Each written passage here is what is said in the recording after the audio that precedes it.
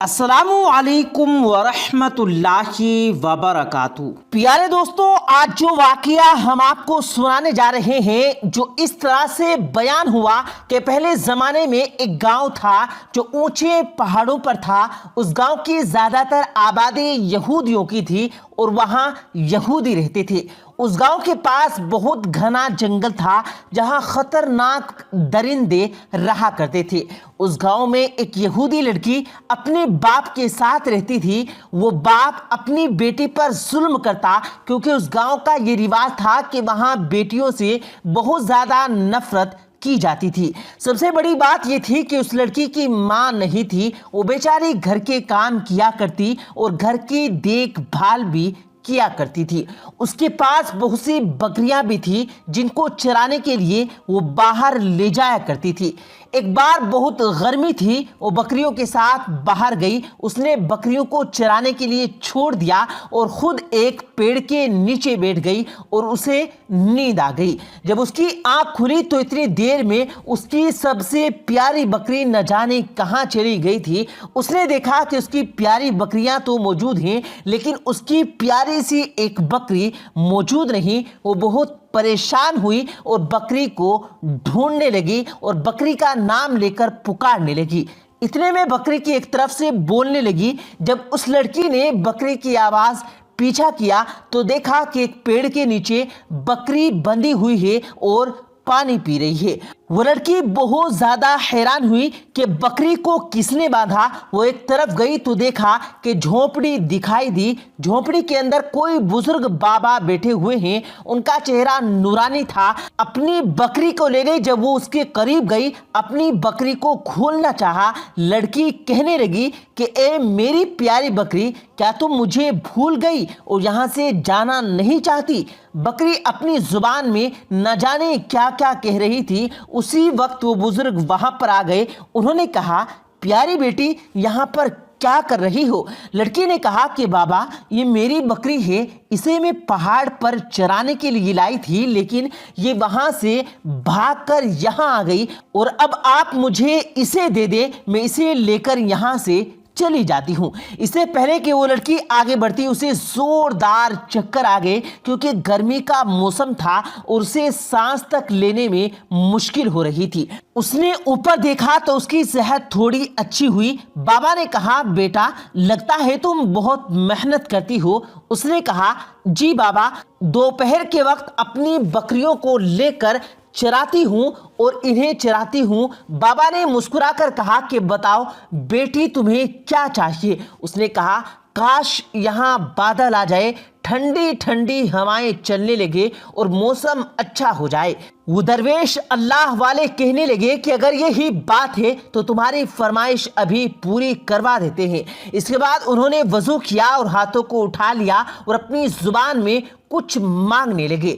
لڑکی نے غور سے سنا تو وہ کہہ رہے تھے کہ یا اللہ پاک، ہماری دعا اس لڑکی کی دعا کو قبول کر لے، اللہ پاک ہماری سن لے۔ وہ بابا دعا کرتے جاتے اور روتے جاتے۔ پہلے ان کی پلکیں گیلی ہوئی، پھر ان کے منہ سے سسکیوں کی آواز آئی اور پھر ان کی آنکھیں چھم چھم برسنے لگی۔ وہ پوری طرح گڑ گڑا کر دعا مانگ رہے تھے اور وہ لڑکی اس کی حالت کو دیکھ کر پریشان ہو رہی تھی اور سوچنے لگی، زندگی میں بے شمار لوگوں کو دیکھا لیکن اس طرح کسی کو مانگتے ہوئے نہیں دیکھا۔ اور عجیب بات یہ تھی کہ وہ نہ جانے کس سے مانگ رہے تھے۔ ان کا رونا بڑا ہی عجیب تھا۔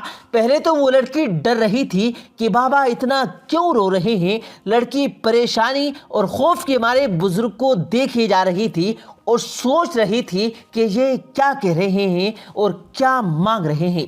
اتنے میں اچانک وہی صورت جو ابھی اکڑ دکھا رہا تھا جھور کر اسے دیکھنے لگا، وہیں پر چھپ گیا۔ ہوائیں جو بہت گرم تھی وہ ہوائیں ٹھنڈی ہو گئی۔ ऐसा लग रहा था कि कहीं पर बर्फ गिर रही है। जंगल में हवाएं बढ़ती जा रही थी, बहुत सुकून हो गया। बादल का एक टुकड़ा कहीं से आ गया और लड़की और बुजुर्ग बाबा के सर पर खड़ा हो गया। बुजुर्ग ने एक बार फिर दुआ के लिए हाथ उठाए, लेकिन इस बार वो अल्लाह का शुक्र अदा कर रहे थे। दुआ और अल्लाह का शुक्र अदा करने के बाद वो उठे और उस लड़की की तरफ मुंह करके बैठ गए। उनकी सफ़ेद दाढ़ी आंसुओं से तर थी। उन्होंने हाथ में मौजूद रुमाल उतारा, दाढ़ी को साफ किया और बोले, देख लो, मेरा रब अपनी किसी बंदे की बात नहीं टालता। लड़की कहने लगी, कौन सा रब, किसका रब, आप क्या कर रहे थे, क्या आप मुझे बताएंगे? और इस गर्मी में ये कैसा मौसम हो गया, आप किस रब की बात कर रहे हैं? अल्लाह वाले कहने लगे, मैं उसी की बात कर रहा हूँ जो रब्बे वाहिद है, उसके सिवा कोई रब नहीं, वो एक है, यकता है और इसके सिवा हम किसी की इबादत नहीं करते। और जो तुमने मुझे देखा, मैं उठा फिर बैठा, वो नमाज पढ़ने का अंदाज़ा था, ये मैं इबादत कर रहा था। मैंने 2 रकात नफिल नमाज अदा की और उसके बाद मैंने हाथ दुआ को उठाए, मैं उसी से मांग रहा था और देखो उसने कैसे मेरी दुआ को सुन लिया। तो वो लड़की कहने लगी, ये तो अजीब माजरा है जो मैंने देखा है। मुझे बताइए कि आप अपने रब को कैसे मनाते हैं, वो कैसे आपकी दुआ को सुनता है? अल्लाह वाले मुस्कुराए और फरमाने लगे और कहने लगे कि मैंने ये बात अपनी माँ से सीखी है। जब मैं छोटा था और बचपन में कोई बात मनवाना चाहता तो मैं रोने लगता, मेरी माँ से मेरा रोना बर्दाश्त न होता तो तड़प जाती और मुझे गोद में उठा लेती, मुझे चूमती और मेरी आंखें साफ करती। मेरी ख्वाहिश को मेरी माँ पूरी करती थी, मैं जो कहता वही करती थी। इसके बाद बुजुर्ग ने मुझे बताया कि अल्लाह ने मुझे हिदायत दी और मैं आलिम दीन के पास कुरान मजीद पढ़ने लगा। तुम्हें बताता हूँ, कुरान मजीद हमारी मुकद्दस किताब है। जब मैं कुरान मजीद पढ़ने जाता तो एक दिन मौलवी साहब ने फरमाया, अल्लाह इंसान से 70 माओं से ज़्यादा प्यार करता है।